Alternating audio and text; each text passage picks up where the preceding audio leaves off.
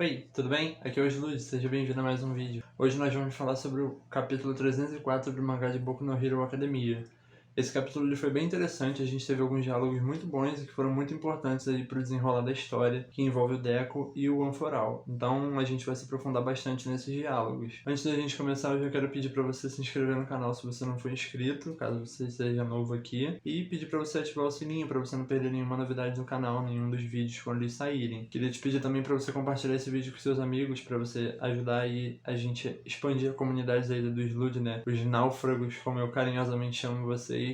Vamos aumentar o número de náufragos aí para que a gente não fique sozinho na ilha, né? Então seria interessante se vocês pudessem ajudar compartilhando os vídeos com os amigos de vocês que gostam de Boku no Hero e que gostam de outros animes também, né? Não falamos só sobre Boku no Hero aqui, falamos sobre Jujutsu e eu pretendo trazer outros vídeos também, então vai ser uma grande ilha de animes. Então se vocês puderem compartilhar com os amigos de vocês para aumentar, né, o número de náufragos aí, vai ser muito interessante ter uma galerinha com a gente. Além disso, siga nas redes sociais, Twitter e Instagram é o mesmo arroba, Ilha do Slud, tudo junto, igualzinho o nome do canal mesmo. Então é só você dar um followzinho lá, tanto no Twitter quanto no Instagram. Os conteúdos de lá, eu tô tentando trazer algumas coisas exclusivas pros dois, mas de qualquer forma eu tô sempre interagindo por lá, conversando com vocês. E sempre que tiver vídeo novo, eu sempre aviso por lá. Então, caso você esteja aqui e o YouTube não te avise de alguma forma, você pode seguir o Instagram e o Twitter pra você ficar por dentro das novidades também, que eu sempre aviso quando eu lanço vídeo novo lá. Então, dá esse follow aí pra gente, ajuda a comunidade a crescer lá no Twitter e no Instagram também. E é isso, arroba Ilha do Slud, só dá follow lá. Mas agora, sem mais delongas, vamos logo pro vídeo, vamos falar sobre esse capítulo 304 de Boku no Hero. Tá recheado de diálogo e coisas muito interessantes aí. Conhecemos alguns personagens novos e vamos falar sobre isso. Bom, então a gente já começa o mangá com aquela cena digna de mangá shounen mesmo, né? Onde estão todos os portadores do Anforal anteriores ao Deco sentados assim num semicírculo, igual lords, assim, umas cadeiras bem ornamentadas e tudo mais. E aí a gente tem o Banjo, que é o quinto portador do Anforal, que é aquele do Black Whip, né? Das correntes negras. Ele já começa liderando a discussão e falando pro Deco que eles precisam conversar sobre uma coisa com ele antes dele acordar. Então a gente vê os 8 portadores anteriores ao Deco, todos sentados ali, né? Na cadeira principal do meio, assim, a gente vê o primeiro portador do Anforal, que é o irmão do All for One. E ao lado dele a gente vê o que parece ser uma sombra, assim, parece tá meio uma aura estranha, né? Meio em chamas, assim, que simboliza o All Might. Ela é até um pouco explicada depois, eu vou chegar lá mais tarde. Mas a gente sabe que é o All Might ali, representa o All Might, né? E a gente percebe também que 2 dos portadores, eles não estão sentados nas cadeiras deles. Eles estão encostados na parede assim, de cara para parede, como se eles estivessem de castigo. Então a gente não sabe muito bem quem são esses e nem por que eles estão assim. Mas eu tenho uma especulação que eu vou falar sobre ela mais tarde. Então a gente vê os 8 sentados ali e o Deco na frente deles, né, pronto para conversar e tudo mais. Bom, antes da gente falar 100% sobre o capítulo 304 em si, já que a gente está falando sobre os portadores do Anforal, vamos elencar aqui, né, cada um deles e o que a gente tem de informação reunida até agora. Dá pra ambientar você que tá assistindo também, que talvez esteja um pouco perdido aí sobre as habilidades deles, quem são eles, quem é quem e tudo mais, porque afinal de contas, né, a gente que acompanha Boku no Hero desde sempre, a gente já acaba esquecendo algumas coisas que vieram anteriormente. E com o anime lançando também, a gente acaba dividindo um pouco a atenção, né, entre o anime lançando e o mangá lançando também. O anime no momento não tá lançando, né, mas a temporada nova tá prevista pra daqui a pouco tempo, né, se eu não me engano, acho que ainda esse mês ou no próximo mês, não me lembro a data correta, mas falta pouquíssimo pro anime de Boku no Hero voltar. Então, mas quando eu digo lançando, é que tá num arco anterior, né? E no mangá já tá num arco mais avançado. Então a gente acaba pensando um pouco nas duas coisas e se perde um pouco nos acontecimentos. Então, para caso você não saiba ou não lembre quem são os portadores, que a gente tem conhecimento até agora, eu vou trazer aqui para você algumas informações. Então a gente tem, né, o primeiro portador, que é o irmão do All for One. Ele foi realmente o primeiro a ter o Anforal e ele foi o criador, teoricamente assim, né, a habilidade nasceu com ele do Anforal. Ela meio que nasceu ali em detrimento ao All for One ter nascido, né, como um Yin Yang, então eles precisam se completar. Então esse carinha aí, ele nasceu com a habilidade do Anforal. Aparentemente o nome dele é Shigaraki, né, o sobrenome dele é Shigaraki, na verdade, porque quando o All for One, ele adota o Tomura, ele dá o nome de Shigaraki Tomura pra ele, né, mas o Shigaraki é o sobrenome dele também. também, né? Então acaba meio que denotando que os familiares dele, né, assim como o One-For-All, eles carregam o nome de Shigaraki. Então a gente tem mais ou menos a ideia aí de que esse sobrenome pertence ao primeiro portador também, do One-For-All. O segundo e o terceiro portadores, a gente não tem informação sobre eles, né? Nada foi dito ainda. Inclusive, eles podem até ser aqueles dois que estão cara pra parede assim, né? Que estão meio que de castigo. Eles podem ser o segundo e o terceiro portador realmente. O quarto portador é o Hikage Shinomori. Ele foi bem explicado nesse capítulo e a gente vai falar bastante sobre ele. Ele é o que tem a habilidade do Spider Sense lá, aquele sensor de perigo do Deku, né? Que ele percebe quando o Shigaraki vai atacar, quando o All For One tá prestes a atacar também e tudo mais, quando o Gigantomachia tá vindo. Então, esse sensor de perigo, ele pertence a esse Shinomori, que foi o quarto portador do One-For-All. O quinto portador depois do Shinomori é o Daigoro Banjo, que é o careca lá, né, da Black Whip, o chicote negro, que é aquele mais animado de todos eles lá. Ele é o quinto portador do One-For-All. Então, essa daí a gente já tinha mais informações, né? O Deku já até sabe utilizar a habilidade dele lá dos chicotes negros. Então, a gente sabe quem é o Daigoro Banjo, que é o quinto portador do One-For-All.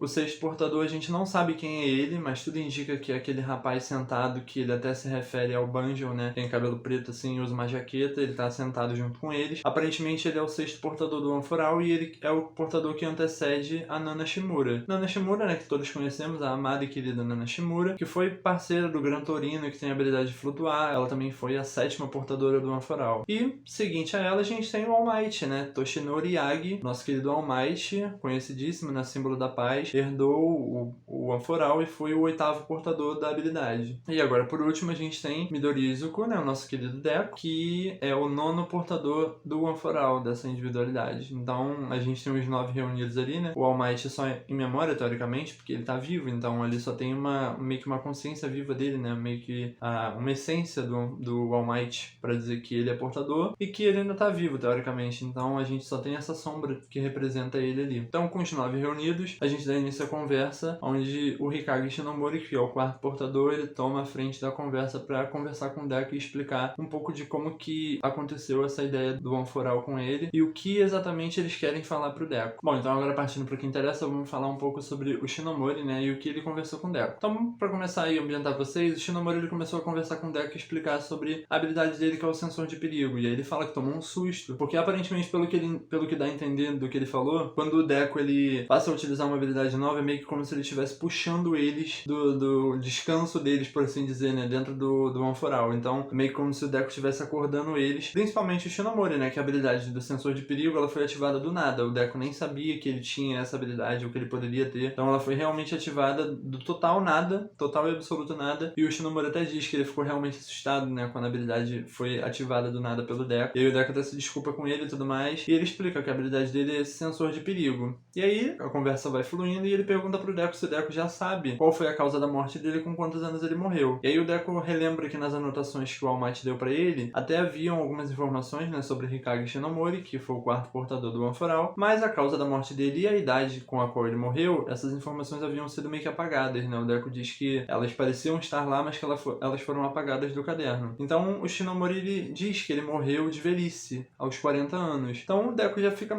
acha um pouco estranho, né? É um pouco confuso realmente morrer de velhice aos 40 anos. Parece muito estranho, até porque ele não é como se ele vivesse há milênios atrás, onde a expectativa de vida era relativamente baixa. Ele tinha uma idade considerável, né? Ele era adulto ainda, ele tinha muito o que viver. Então não tinha como, né, biologicamente falando, ele morrer de velhice aos 40 anos. Mas há uma explicação sobre isso. Bom, tanto o Shinomori quando ele morreu, quanto o Banjo, né, que foi o portador seguinte, nenhum deles dois descobriram a causa da morte do Shinomori de imediato, né? Só quem foi descobrir a causa da morte dele foi o All Might, o Toshinori. Ele descobriu a causa da morte do Shinomori quando ele estava portando, né, o One-For-All. E ele descobriu que, na verdade, o que diminuiu muito a expectativa de vida do Shinomori foi exatamente a questão do One-For-All. Ela é uma habilidade que ela acabou tirando um pouco da expectativa de vida dele e ele acabou morrendo de velhice muito jovem. Isso vai ser um pouco explicado depois, eu vou chegar lá. Mas o Shinomura explica pro Deco que tudo isso indica que o Anforal não pode mais ser utilizado por pessoas normais. E a gente vai se aprofundar um pouco mais nisso para entender o que isso significa e como isso funciona. Antes da gente se aprofundar nessa questão, só para deixar um pouco mais explicado, o Shinomori ele conta pro Deco que quando ele recebeu a habilidade, ele tentou de todas as formas meio que ocultar ela dentro dele, mas ele entendeu que ele não ia conseguir fazer isso. Então ele dedicou toda a vida dele a evoluir o Anforal, a ajudar ele a melhorar, constituir a habilidade de uma forma mais forte. Realmente evoluir a habilidade dentro dele. Foi o objetivo de vida dele, foi ao que ele se dedicou. Ele carregou a individualidade por 18 anos, desde que ele recebeu ela. Então, ele diz até que nos últimos anos dele, ele recebeu aquelas marcas que estão no olho esquerdo dele que parecem duas linhas paralelas. Aquilo lá já meio que denotava que o tempo dele estava se encurtando, né? Ele achava que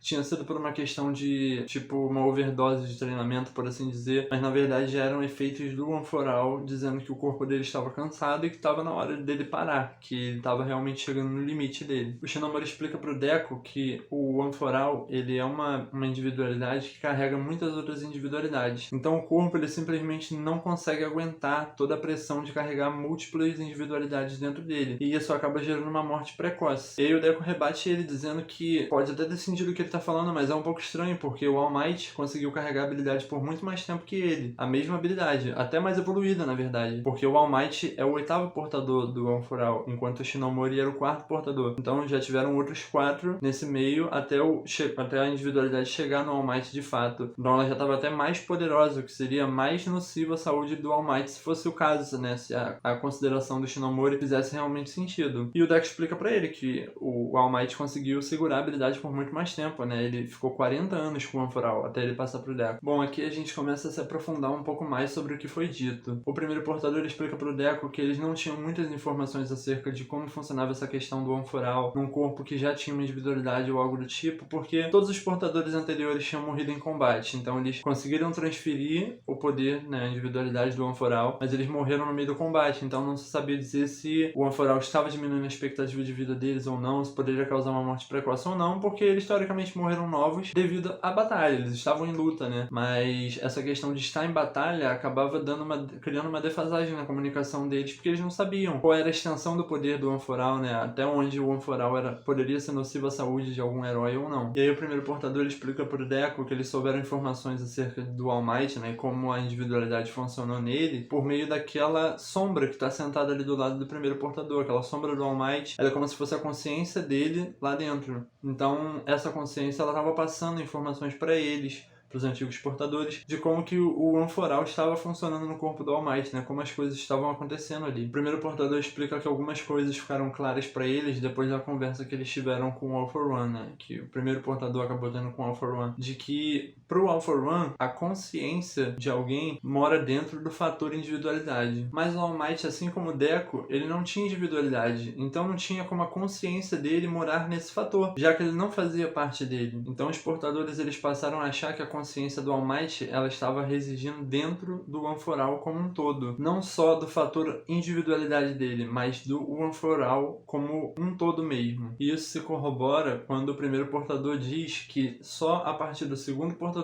até o 7º que a consciência reside de fato no fator individualidade. Porque eu vou até falar um pouco melhor sobre isso, porque esse capítulo ele explica melhor sobre isso, mas todos os portadores do Anforal, menos o primeiro, o All Might e o Deco, eles tinham uma individualidade própria. A Nana tinha a individualidade de flutuar, o Daigoro tinha a habilidade do Black Whip, o Shinomori tinha o sensor de perigo dele, então essas individualidades, elas eram deles, elas nasceram com eles. E eles se tornaram portadores do Anforal. Só que eles residiam dentro a consciência deles residia dentro do fator individualidade próprio deles. Só que o All Might, por exemplo, ele é uma exceção disso, como eu citei, porque ele reside dentro do Anforal. Essa habilidade não é dele, mas ela se tornou dele, e eles se tornaram um só de uma forma tão intensa que o Anforal, ele e o All Might, eles são como se fossem um. A consciência do All Might está viva lá dentro, tanto que ela está ali sentada do lado do primeiro portador. E o All Might está vivo, vivíssimo do lado de fora, tanto que nesse momento ele está sentado do lado da cama do Deco, observando o Deco. Então isso denota pra gente que o Anforal e o All Might, eles se tornaram um só, e a consciência dele conseguiu abraçar o Anforal, não o fator individualidade propriamente dito, porque como eu disse, ele não tem uma individualidade, ele recebeu o One For All pra ele. Só que ele e o One For All eles se tornaram um só, e a consciência dele passou a residir lá dentro. Então ficou comprovado, inclusive explicado pelo primeiro portador, que o One For All ele não consegue residir, ele não consegue se adaptar a um corpo que já tem uma individualidade. Ele disputa com essa individualidade, e é o que leva à morte precoce, por exemplo, do Shinomori. Ele já tinha uma individualidade prévia, e ele assumiu o One For All, ele se tornou um portador. Então, o fato dele se tornar um portador fez com que o One For All colidisse com a individualidade dele. E essa guerra acaba gerando uma morte precoce dele. Ele durou muito pouco, ele morreu com 40 anos. Então, isso se deu exatamente pelo fato de que o One For All ele não consegue se adaptar a um recipiente que já está cheio, que no caso é um corpo com uma individualidade. E ele consegue se adaptar muito bem ao All Might exatamente pelo fato de que o All Might é como se fosse uma folha de papel em branco, que o One For All pegou e preencheu, diferente dos outros. Então, ele consegue se adaptar muito bem ao All Might, e o All Might consegue utilizar ele por muito mais tempo. E agora eles voltam novamente a falar que o One For All não pode ser passado para uma pessoa normal. E aqui, só para ficar específico para vocês, por pessoa normal, entende-se as pessoas da sociedade atual, que são quase todos heróis. É como o próprio primeiro portador explica pro Deco. A sociedade atual, ela não tem praticamente ninguém mais sem individualidade. O Deco é um dos poucos realmente. E a tendência disso é de na próxima geração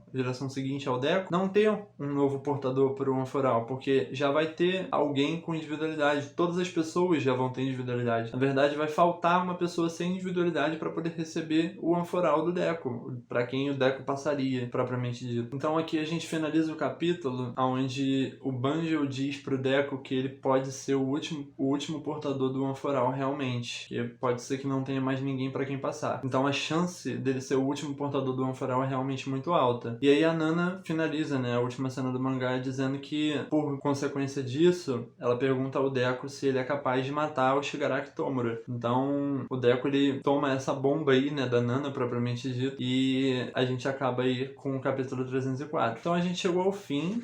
Eu quero comentar melhor sobre algumas coisas, principalmente sobre essa questão do Deco, né? Ele pode realmente ser o último portador do One For All, e isso acaba sendo um pouco preocupante. A princípio, eu particularmente acredito que ele possa ter uma adaptação semelhante à do All Might. Como o Deco não tinha uma individualidade, assim como o All Might, talvez o One For All se adapte melhor ao corpo dele. Só que uma coisa que o Deco tem de diferente do All Might é que ele tá conseguindo utilizar as habilidades, as individualidades dos portadores anteriores. É uma coisa que o All Might não conseguia. Pelo menos até o que foi revelado, ele não conseguia utilizar as habilidades dos outros. Ele tinha a própria habilidade da super força mesmo do One For All. Mas ele não conseguia utilizar as habilidades dos outros portadores. E isso é uma característica que o Deco assume. Não sabemos se isso pode ser um fator discriminante para que o One For All acabe ficando um pouco balançado dentro dele e isso afete diretamente na expectativa de vida dele, podendo levar ele a uma morte precoce. Só que a gente entende que o Deco ele consegue se adaptar bem a essa questão do One For All mesmo, né? Desde o começo do anime /mangá, a gente vê o Deco realmente se esforçando para se adaptar ao One For All e cada vez mais ele tenta ir além do limite dele para que a individualidade se adapte ao corpo dele. E essa questão de assumir a individualidade dos outros portadores também denota que o Deco é realmente um cara muito esforçado. Tudo que eu falar aqui vai ser super clubista porque eu sou mega fã do Deco, mas de qualquer forma é a realidade. O Deco é realmente muito esforçado, pode ser sorte, pode ser protagonismo, né, de anime shounen, mas ele, diferente dos outros portadores, ele consegue utilizar as habilidades anteriores, né, as individualidades dos portadores anteriores. Então aqui a gente finalmente teve alguns esclarecimentos, né, sobre o One For All, o que é muito interessante porque isso norteia um pouco melhor a gente, né. O One For All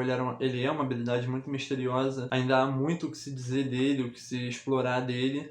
A gente sabe dos portadores, mas não sabemos de todos, né? Como eu citei aqui, o segundo, o terceiro e o sexto, eles não têm nenhuma informação registrada, então a gente não sabe muito bem quem são eles. O próprio primeiro portador, a gente só sabe que ele é o irmão mais novo do All For One, mas qual é a relação dele, como que isso surgiu e tudo mais, e por que isso acontece. Então, essas questões, elas ainda existem muitas questões em volta do One For All que são um mistério para nós. Só que esse capítulo, ele conseguiu esclarecer algumas coisas muito importantes pra gente, principalmente sobre essa capacidade de adaptação do One For All e do All Might, né? A questão da consciência do All Might residir dentro do One For All, não especificamente no fator individualidade, como o All For One acredita que é, até porque o Toshinori, nosso querido All Might, não tem uma individualidade, né? A individualidade dele se tornou o One For All. Então, essa questão da consciência dele estar lá, viva, junto com os outros portadores, é muito interessante. A gente saber também que o Deco pode ser o último portador me deixa com um certo frio na barriga, né? De saber que o Deco carrega uma responsabilidade muito muito grande de talvez ser o último portador do One for All. Não sabemos que tipo de problema isso pode trazer pra ele, né? Talvez ele possa morrer precocemente, como o Shinomori, ou ele consegue ficar até muito mais tempo com o One for All, igual o All Might, ou talvez até, quem sabe, morrer com o One for All realmente abraçar a essência do Deku e eles se tornarem um só, e essa individualidade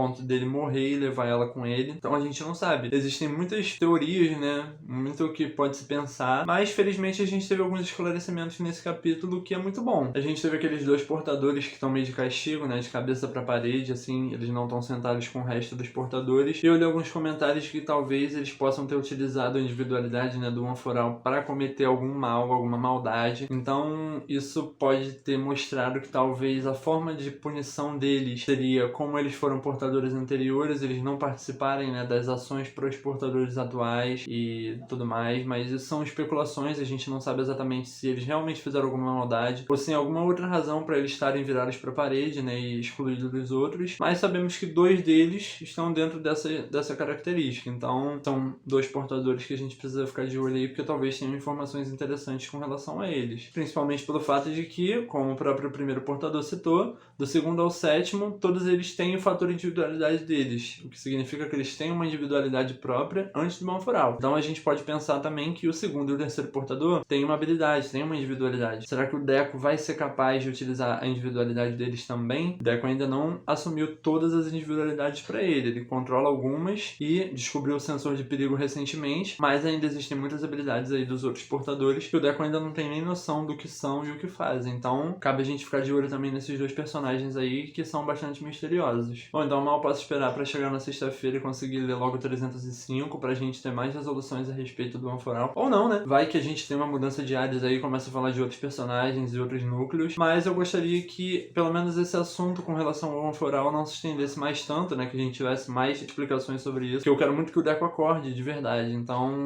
eu quero saber o que o Hawks e o Genicid vão falar com ele, né? Porque eles, depois no capítulo anterior, depois que eles conversaram com o Endeavor, eles foram até o quarto do Deku, mas o All Might estava lá e pediu pra ficar sozinho com ele. Então, quando o Deku acordar, ele provavelmente vai ter essa conversa com o Hawks e com o Genicid. Então eu tô muito curioso pra saber o que vai acontecer, porque aparentemente essa questão do One for All do Deku já tá se tornando um pouco mais pública, né? Algumas pessoas estão ligando alguns pontos e estão chegando, né, nessa questão de que talvez o One for All e o Deku tenham alguma ligação, não se sabe ainda qual, mas existe a vontade de descobrir. O Hawks e o Genicid estão encabeçando aí essa galera que tem essa curiosidade, que tá querendo chegar no ponto de fato, né? Então eu quero muito que o Deku acorde logo, porque eu quero ver o desfecho disso. Mas ao mesmo tempo, não quero que as coisas sejam corridas. Quero que, se tiver que ter mais explicações sobre o One for All, porque realmente são necessárias, espero que elas sejam feitas da melhor forma possível e que esclareçam mais coisas pra gente. E que, se for pra deixar dúvida, deixa a dúvida da forma correta, mas que também nos dê, né, um gostinho do que o One for All é capaz,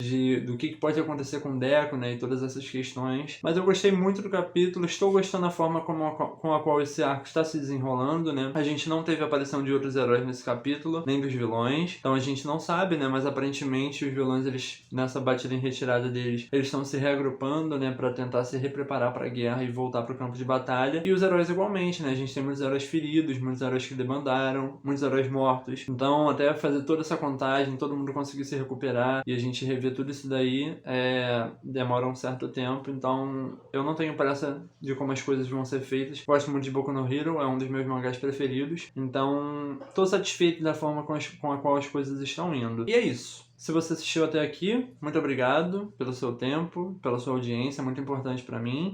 Se você gostou desse vídeo, deixe seu like, ajude o canal a crescer aí, compartilhe esse vídeo com seus amigos, como eu pedi lá no comecinho, né? Vamos criar uma grande legião de náufragos aí pra falar de Boku no Hero, Jujutsu, ou trazer vídeos sobre Shingeki no Kyojin e sobre outros animes também, e mangás que eu ando lendo aí, trazer várias recomendações pra vocês. E é isso, obrigado por assistir. Siga nas redes sociais, @Ilha do Slud, tanto no Twitter quanto no Instagram. E é isso. Um beijo, um abraço e até o próximo. Tchau, tchau.